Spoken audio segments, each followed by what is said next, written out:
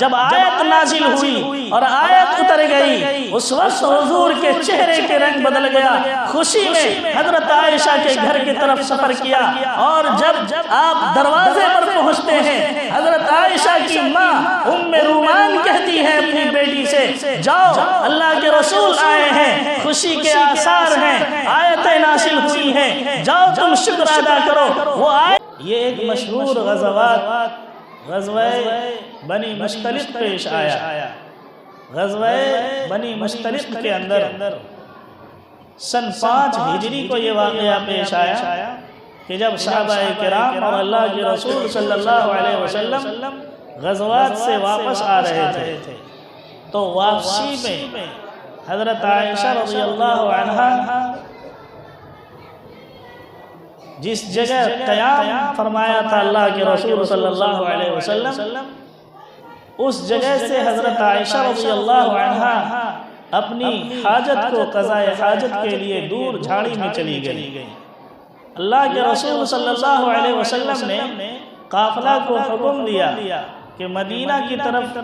اب رخصت کرو، مدینہ کی طرف چلو۔ صحابہ کرام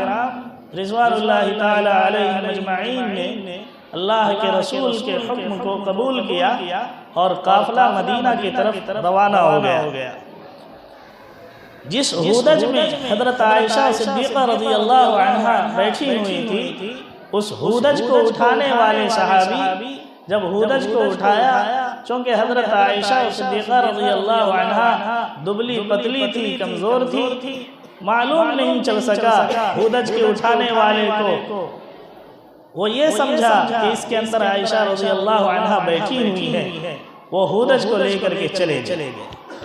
جب مدینہ پہنچ گئے یہ لوگ اور ہودج جب رکھا گیا تو معلوم ہوا کہ امی عائشہ اس میں ہے ہی نہیں، ہودج کے اندر نہیں بیٹھی۔ اور ادھر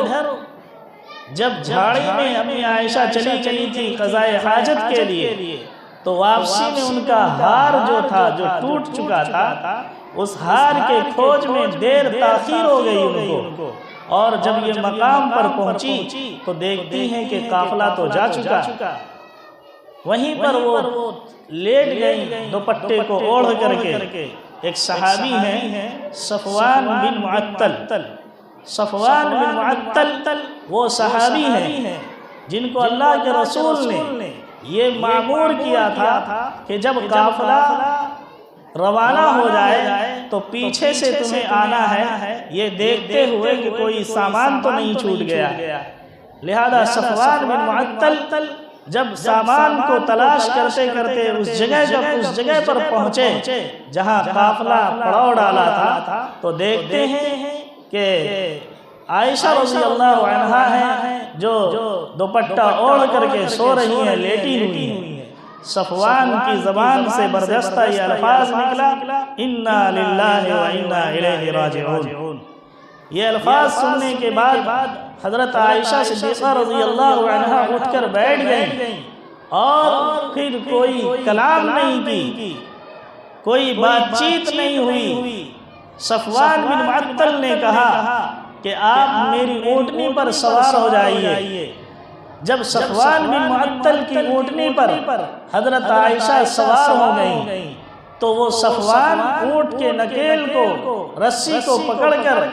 چل رہا تھا آگے، اور اونٹنی پر سوار حضرت عائشہ پیچھے جا رہے۔ ادھر مدینہ میں ایک کوہرام مچا ہوا تھا کہ عائشہ کہاں چلی گئیں، اور پھر منافقین کا جو ماسٹر مائنڈ جسے کہا جاتا ہے، جو سردار اور چودھری تھا عبداللہ ابی بن سلول، جنہوں نے یہ ہوا اڑائی تھی کہ نعوذ باللہ عائشہ پر تہمت لگا دی گئی، اور عائشہ صدیقہ رضی اللہ عنہا کو برا بھلا کہنے لگی کہ دیکھو نبی کی بیوی ہے اور یہ قافلے سے پیچھے غیر مرد کے ساتھ پکڑی گئی ہے۔ اور اس طرح کی تہمت اور اس طرح کی باتیں جب عبداللہ ابی نے اڑائی تو یہ بات پھیلتی چلی گئی۔ اور یہ بات کہاں تک سچی تھی؟ اللہ نے قرآن مجید کی آیت نازل فرمائی اس کے بارے میں، لیکن عبداللہ ابی جو تھا جو منافق کا سردار تھا، انہوں نے جب یہ آوازیں کسی اور تہمت لگائی اور حضرت عائشہ کی عزت کو داغدار کرنا چاہا، نبی کی عزت کا کھلواڑ بنانا چاہا، اللہ کے رسول صلی اللہ علیہ وسلم کے دل کو ٹھیس لگی اور صدمہ پہنچا، جس کے نتیجے میں حضرت عائشہ رضی اللہ عنہا کو کچھ بھی معلوم نہیں تھا کہ کیا ہونے والا ہے۔ وہ گھر پہنچ گئی، گھر جانے کے بعد اپنے کام میں مشغول ہو گئی۔ ادھر 3 مسلمان بھی اس منافق کے جال میں پھنس چکے تھے۔ جب باتیں ہوائی اڑائی جاتی ہے تو کچھ لوگ اس کے سمرتھن میں کھڑے ہو جاتے ہیں کہ ہاں یہ چودھری صاحب ٹھیک کہہ رہا ہے، ایسا ہی ہوا ہوگا، حضرت عائشہ پر تہمت لگی ہے اور حضرت عائشہ کی عزت کو ٹھیس پہنچایا ہے، یہ صحیح کہہ رہا ہوگا۔ جن میں ایک کا نام حسان ابن ثابت ہے اور ایک کا نام مستح بن عنانہ اساسہ ہے اور ایک حمنہ بنت جہش۔ 3 مسلمان بھی اس آواز کے متفق ہو گئے اور یہ کہنے لگے، کہنے لگے کہ عبداللہ ابی سلول سچ کہتا ہے، امی عائشہ پر تہمت لگی، لہذا 3 مسلمان بھی اس کے شریک ہوئے، جن میں 2 مرد اور 1 عورت۔ لیکن جب حضرت عائشہ رضی اللہ عنہا کی جو باندی تھی اس کو بلایا، اللہ کے رسول صلی اللہ علیہ وسلم نے، جس کا نام بریرہ ہے، پوچھتے ہیں اے بریرہ، خدا کا واسطہ تجھے دے کر کہتا ہوں، بتا تم نے کبھی عائشہ کی ذات میں کوئی ایسی چیز دیکھی ہے جس پہ شبہ کیا جائے یا شک کیا جائے؟ اگر آج تم غلط بولے گی یا جھوٹ بولے گی تو اللہ مجھے وحی کے ذریعے سے سچ ثابت کر دے گا اور سچ بتلائے گا، تو پھر تمہارا انجام سوچ لو کیا ہوگا۔ بریرہ کہتی ہے یا رسول اللہ صلی اللہ علیہ وسلم، وہ تو نادان سی لڑکی ہے، وہ تو بہت بھولی بھالی ہے، اس سے گناہ سرزد ہو ہی نہیں سکتا۔ گھر کے اندر ایک چھوٹا سا بچہ اسامہ بن زید جو پرورش پایا تھا، اللہ کے رسول صلی اللہ علیہ وسلم نے جس کا ناک صاف کیا تھا اپنے ہاتھوں سے، اسامہ بن زید کو بلایا اور کہا تم بتاؤ تمہاری کیا رائے ہے عائشہ کے بارے میں؟ حضرت علی رضی اللہ عنہ ان سے پوچھتے ہیں، حضرت علی رضی اللہ عنہ کہتے ہیں یا رسول اللہ، جو ذات کے آپ کے جسم پر مکھی بیٹھنا گوارا نہیں کر سکتا، وہ ذات آپ کے بستر پر کوئی ناپاک عورت کو لٹانا کیسے گوارا کر سکتا ہے؟ لہذا جب گھر میں مشورہ کر کے آپ صلی اللہ علیہ وسلم مطمئن ہو گئے، مسجد گئے، منبر پر تشریف لائے اور جوشیلہ تقریر کی اور اس تقریر میں نشانہ بنایا اور کہا کہ آج تک کسی نے مجھے اہل بیت سے الگ نہیں کیا ہے، لیکن اے منافقین گروہ منافقین کان کھول کر سنو، اگر آج تم مجھے اہل بیت سے علیحدہ کرنا چاہتے ہو تو اے امت مسلمہ، اللہ کے رسول نے مسلمانوں کو مخاطب کیا اور کہا کون ہے جو میری مدد کرے گا اس بارے میں؟ لہذا بنو قریظہ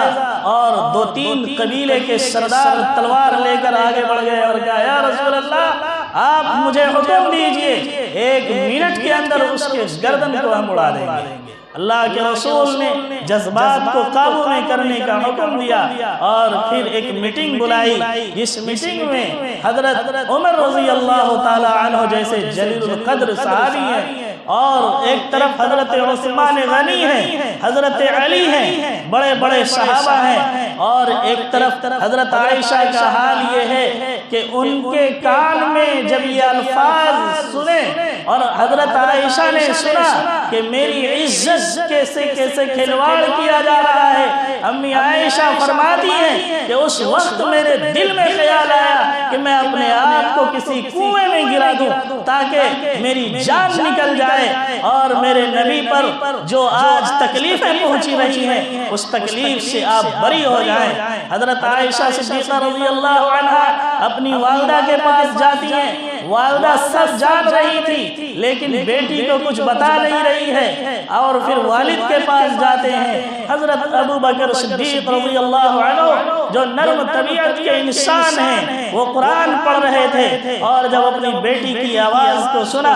اور بیٹی کی درخواست کو سنتے ہیں کہ ابا حضور، ابا جان آپ بتائیے معاملہ کیا ہے، کیا آپ کی بیٹی کبھی ایسا گناہ کر سکتی ہے؟ حضرت ابو بکر صدیق کے آنکھوں میں آنسو ہیں، وہ کوئی جواب نہیں دے رہے ہیں۔ معاملہ تو یہاں رسول اللہ صلی اللہ علیہ وسلم کا ہے، معاملہ تو یہاں اللہ اور اس کے رسول کا معاملہ ہے، اس لیے ابو بکر خاموش ہیں، کوئی جواب نہیں دے رہے ہیں۔ حضرت اللہ کے رسول تشریف لاتے ہیں اور عائشہ سے مخاطب ہو کر کہتے ہیں، اے عائشہ، اگر تم نے گناہ کیا ہے تو اللہ غفور الرحیم ہے، تم استغفار کرو، تم مغفرت طلب کرو، اللہ تمہارے گناہوں کو معاف کر دے گا۔ جب یہ الفاظ حضرت عائشہ نے کانوں سے سنا، وہ کہتی ہیں میں اتنا روئی کہ میرے آنکھوں سے آنسو ختم ہو چکے تھے، اب میں رونا بھی چاہتی تھی کہ میرے آنکھ میں آنسو نہیں۔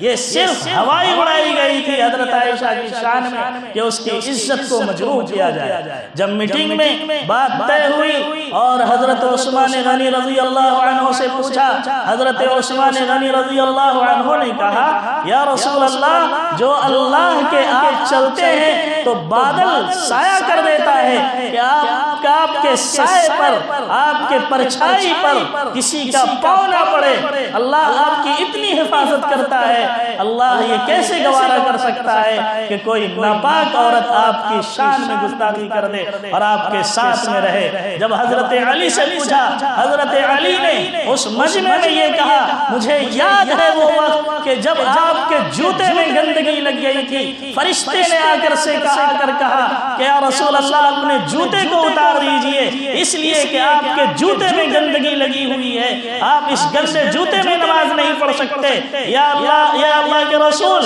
وہ اللہ جو آپ کے پاؤں میں پڑے ہوئے جوتے کی گندگی کو برداشت نہیں کر سکتا، وہ اللہ آپ کے بستر پر کسی ایسی عورت کو کیسے برداشت کر سکتا ہے؟ حضرت عمر کی باری آئی، حضرت عمر جس کے جاہ و جلال مشہور تھا، مشہور ہے اور قیامت تک رہے گا، حضرت عمر رضی اللہ عنہ نے ایک جملہ کہا، یا رسول اللہ، یہ بتلائیے نکاح آپ کا کس نے کرایا تھا؟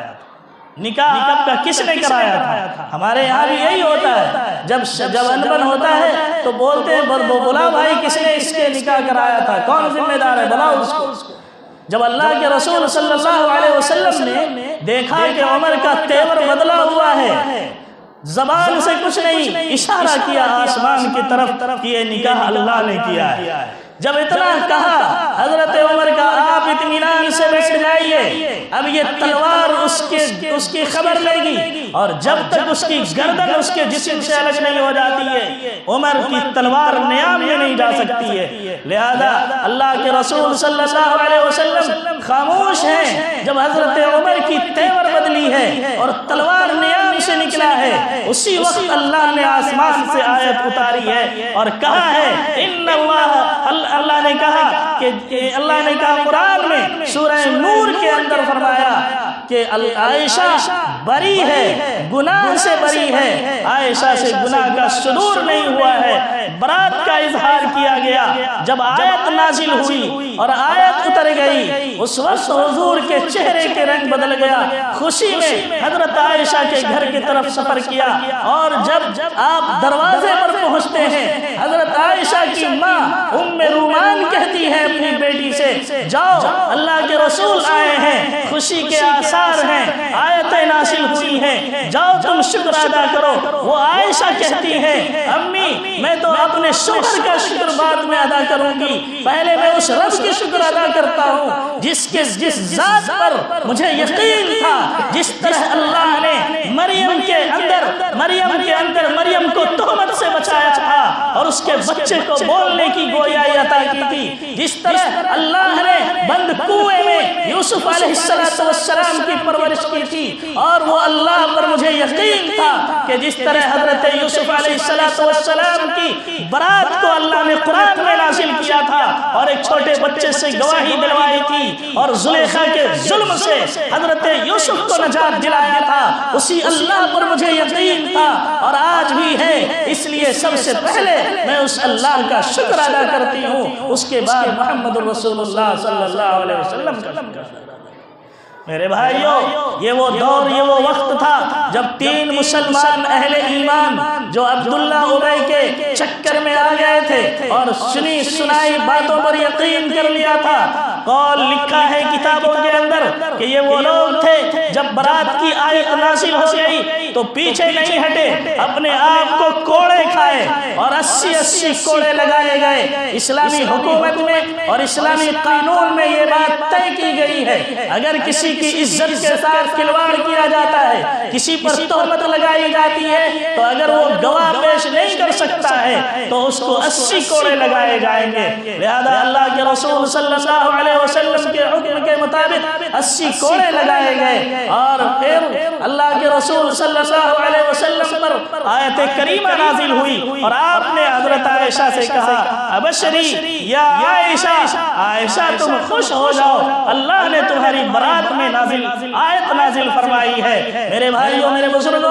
اس آیت اور اس واقعہ کا پس منظر اور پس واقعہ یہ بات سمجھ میں آتی ہے کہ جب ہوا میں کوئی بات اڑتی ہے تو لوگ کہتے ہیں اگر 100% نہیں 50% تو ٹھیک ہی واقعہ ہو سکتا ہے۔ اگر کوئی شخص ہمارے سماج میں باعزت ہے اور محترم ہے، اگر اس کے بارے میں کوئی بات ہوا کے طور پر یا جھوٹی بات اڑائی جاتی ہے، اس کے عزت کو ٹھیس پہنچانے کی کوشش کی جاتی ہے، تو لوگ یہاں تک کہتے ہیں اگر یہ بات 10% غلط ہے، اگر یہ بات 90% غلط ہے، 10% صحیح ہو سکتا ہے، لیکن ہاں آج کفار و مشرکین کے اس واقعے میں 0% بھی اعتماد نہیں کیا جا سکتا کہ حضرت عائشہ رضی اللہ عنہا سے گناہ کا ثبوت ہوا۔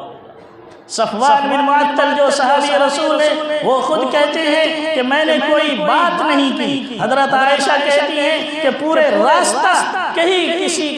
کسی بات پر تبصرہ نہیں ہوا اور حضرت عائشہ رضی اللہ عنہا منزل مقصود تک پہنچ گئی۔ ہمارے سماج